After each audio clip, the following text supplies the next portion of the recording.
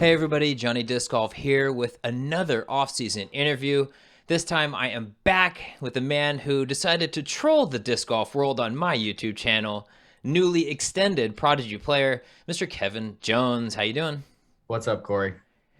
So first thing I've got to ask, we're having you back now. This is the first interview since yours. Did you go into my interview knowing you were going to do that? What was the plan there? Walk me through that mindset. Yeah, sort of. I mean, I would say yes. I did know that I was going to do that because I knew you were going to ask me about it. Yeah. Um, and yeah, it's just something that we all deal with as disc golfers or should be dealing with. We have contracts whenever they come up. It's our job to talk around, explore options, and see what our best fit for the next however many years could be. Yeah. Yeah, and there was a lot of headlines going around, but not the headlines weren't necessarily about Kevin. You make that statement, kind of the proclamation, leave it a little nebulous where you're going to sign, and all the meme accounts went crazy. People are posting, Ace Run Pros like posting, "Where's Kevin going?" Was there like a little bit of a play to kind of build the market around like your announcement?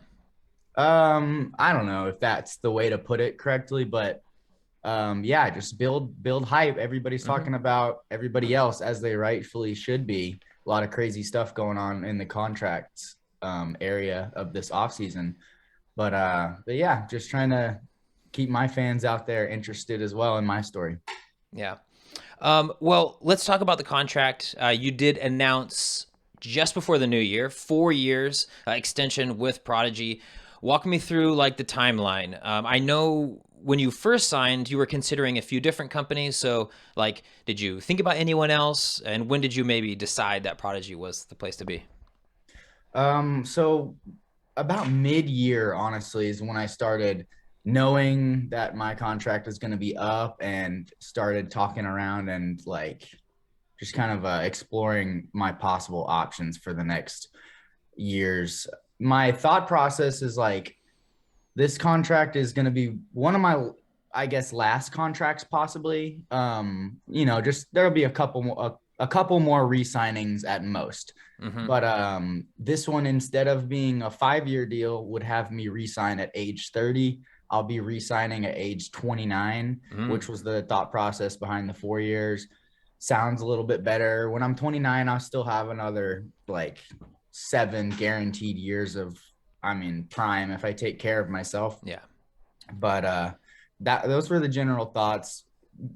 Handling it mid-year is important to me because sponsors are throwing around money and they have a budget, and if you're first to be taken care of on that budget, you're going to be in a little bit better position most likely. Mm-hmm. It's easier to just be proactive and take care of yourself that way rather than procrastinate on something like that. Yeah.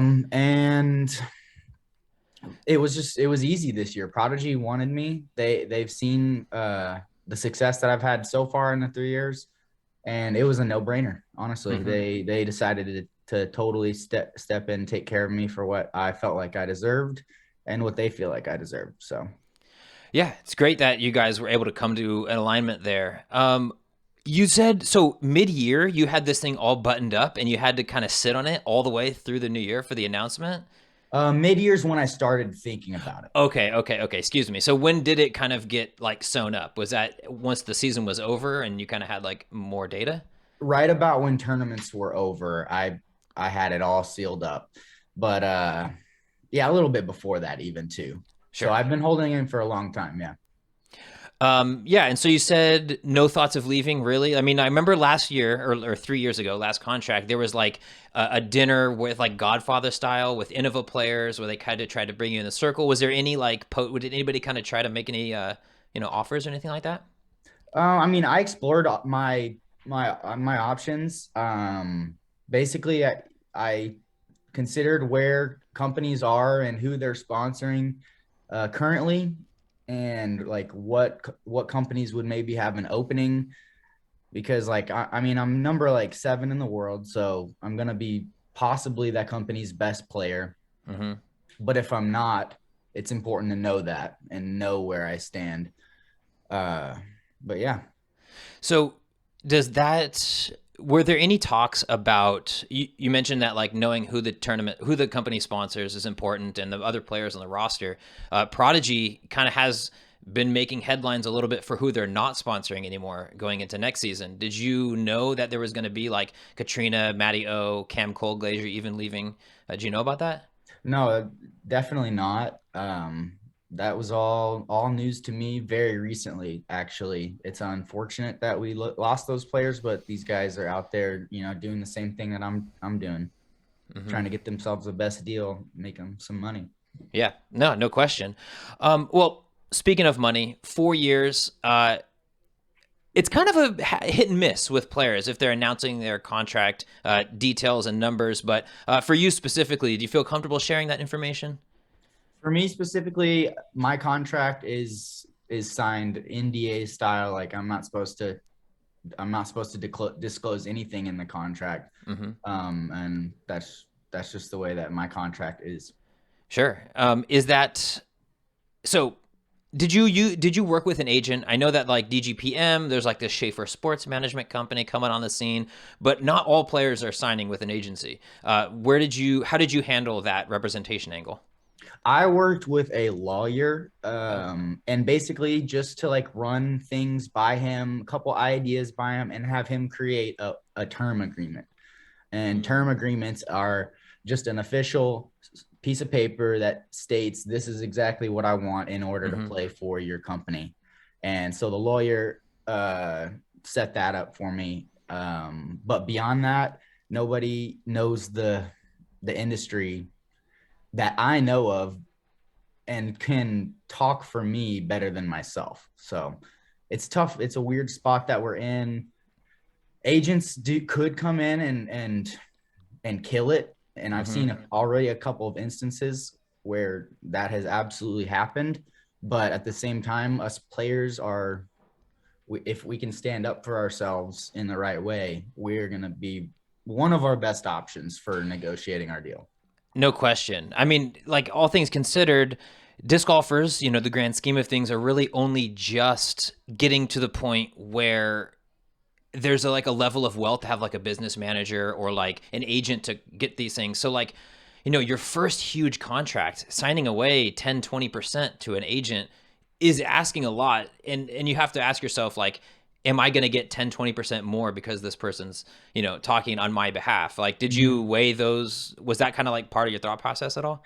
Well, yeah, I absolutely did weigh those, but all of these, like that agent earning a 10 or 20% cut on my contract, he would have to do things that I'm incapable of doing. Yeah. And there's just nothing that I'm not capable of doing in the negotiation process. Hmm. Like, um, my, I'm trying to understand or trying to say this like how I want to say it, but Sure. um, I can't really like I earned my spot.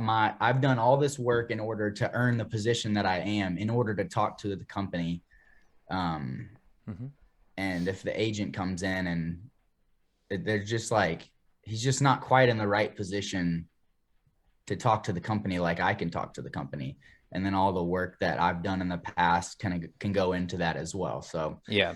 Well, I think it has a lot of value for people who are a little more averse to like confrontation and that sort of thing. And like you have to mm-hmm. be okay not agreeing with somebody in front of you. And like in that situation, if you're not, then an agent or a lawyer or somebody on your behalf could be very valuable, But like, Kevin, I know you. I think you're probably fully capable of having a adult conversation with these companies. Like, so it doesn't shock me that you went That's in that kind of what it direction. comes down to. Yeah.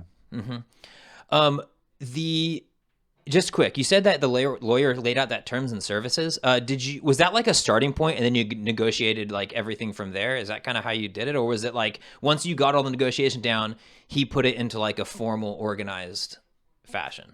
I just basically gave bullet points, which is all the crucial information in the term agreement, and Hmm. then that lawyer just put it together on paper. Sure. It wasn't like anything too crazy special. Hmm. Like I could have done it, but it looked a lot nicer. It looked really nice. Very well formatted, I bet. It really did. And that was key, man. Like that Yeah. term agreement is basically how I attack negotiating. I just create a list of things that I feel like I have to have in order to play for that company, and the company hits me with a counter offer. Does your dad, and this is just coming off the top, being in this position he is with like working with players who are like going into this journey for their first time going into the NFL, like, Mm-hmm. did you lean on him? Has he been like advice? Has he been inspirational in that regard? So that kind of ties back to what you're talking about with like an bringing in an agent. In order to have an ideal, like in order to have great advice, this person has to know the disc golf industry very well. And my dad just doesn't. Like Mm-hmm. he's a genius in a lot of things, but when it comes to negotiating, like and just certain things within the disc golf industry, he's just no help to me. Like maybe in morals and stuff like that, I can ask Yeah. him stuff like that, but you have to have somebody that's really knows disc golf. Yeah. That's fair. That's fair. Speaking of knowing disc golf, if you're in the know at all recently, you've been seeing a fair amount of players end their contracts early. Whether that's from a player standpoint, from I doubt it's from a manufacturer standpoint with a lot of these, terminations. But you're signed for 4 years. Does that mean like locked and blood sealed 4 years? Or like if you and the company come to a mutual agreement, could it be 2 or 3 years if it's just not working out? Or if Oh, the I mean, market goes huge? as far as I'm concerned, it's 4 years, no matter what. Like this is it. Like that's why, I went through all that stress of negotiating and all that Mm-hmm. crap that I hate in order to feel good now. Mm-hmm. So I don't know any. I mean, okay. Yeah. I mean, I know one scenario of that, and I'm on the player's side in that scenario, but are there other scenarios? Well, I know that Haley just left Discraft today, so I'm not sure that her contract was up exactly. Um, Call me crazy. I think Kona was also Ricky. Obviously, ended his contract early. Um, that's just off the top of my head right now. Yeah, I don't know. I knew about Ricky's scenario, Okay. but other than that, I don't know about contracts. Sure. But yeah, not to talk about other players, but for yourself, you feel like it's a 4 years, lock it in. I will be the Prodigy for the next 4 years, right? Yeah, absolutely. Cool. Thankfully. Thank Yeah. goodness. Yeah, no question. Drew, so slight, gossip a little bit. Drew Gibson did kind of make that statement about all the players ending their contracts. You kind of clapped back at him a little bit. You having this in your back pocket, you finishing your contract and having a 4 year ready to go, was that like part of it? It felt a little bit like you were defending someone in that comment. Well, yeah, because right at that time when he posted that, Ricky had just announced or something that he's gonna step away from Mm-hmm. Innova. And I just felt like Drew was trying to say something about Ricky leaving his contract early. And I just don't agree. Drew wasn't giving the whole picture, in my opinion, Mm-hmm. on that tweet. And so, yeah, I don't tweet very often. I don't have anything against Drew other than spreading what I thought was misinformation at the time. Yeah, no, that's fair. Simple and effective shutdown for sure. But let's talk about the future a little bit. Kevin Jones, big business as far as Prodigy is concerned. Put your name on a disc and it's likely going to sell no matter what it is. But what are we looking at for next year? You've had your name on like the H2 V2, Mm-hmm. as well as an F1, I believe. Are you going to do like the Chris Dickerson kind of FX2 thing where they build a brand around a disc in you? What's the plans for going forward? So we got exciting things in the works this year. Prodigy's been working really hard on their molding process, and we've had issues with flashing in the past, and Mm-hmm. I can happily say that that's no longer an issue. Like we've got super clean edges on our discs now. And that has to do with, I think, the molding, whatever we're using for our molding to put it together. Mm-hmm. But right now the discs look great, and we're coming out with a new line that I don't know what we're gonna call it, but basically like all these discs that are like, for example, the A model OS is one disc. Well, Mm. we're gonna have that disc, and we're also gonna brand it as the distortion. Oh, okay. And I so the like that. distortion is a name that I've given the disc, and it's going to be the Kevin Jones version of this disc, and the one that I'll be pushing and sitting and trying to like.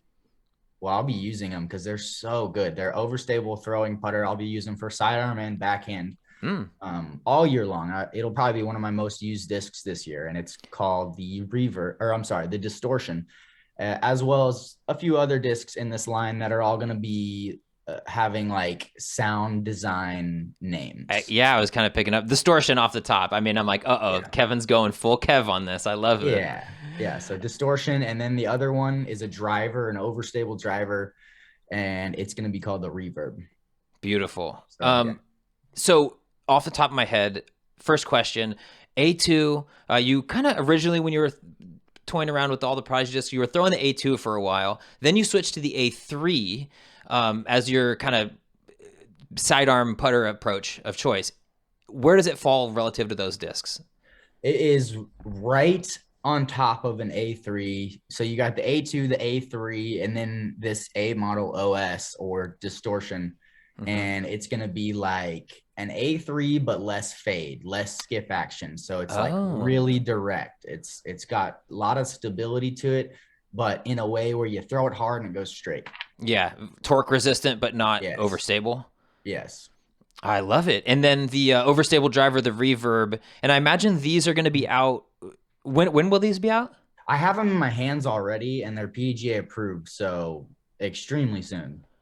Beautiful. And so the reverb is an overstable driver. Is that like, I mean, they just released the D2 Max, the mutant ones just came out and they're like crazy overstable, but like, Yeah. is, Yeah. are these like a X1 replacement or is this like a D2 bomber? It's going to be like D2 bomber, everyday use for me, all kinds of scenarios from regular sidearms to just controlled but long distance backhands. Oof, wow. I love it. They feel I great. really, I need Oh to yeah. get my hands on some of those for sure. I Yeah, don't know you might how. like it. It's honestly like they're similar to that blue run of D2 that you like. No, Yeah, you. they're comparable. Absolutely. That's what's so exciting. They've Prodigy's really improved their stuff, and I'm happy to be using that next year.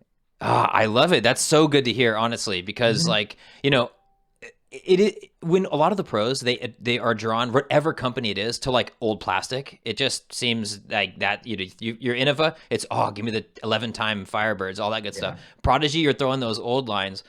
Is it like what does it mean that they're now producing discs that like you feel good taking one off the stack on a production run and just using it? Like that's got to feel good. You have a million backups now. It's so important. I mean, every disc golfer would like to think that it's easy and that this is the way that it is. Like you should be able to just make this good disc over and over again, but it's not because plastic is so inconsistent. The plastic companies don't even know what plastic they're selling half the time. Mm-hmm. And so there's just like so much that goes into it and all we can do is try to get better at it every time, obviously. And our ace line has shown extreme consistency there Mm-hmm.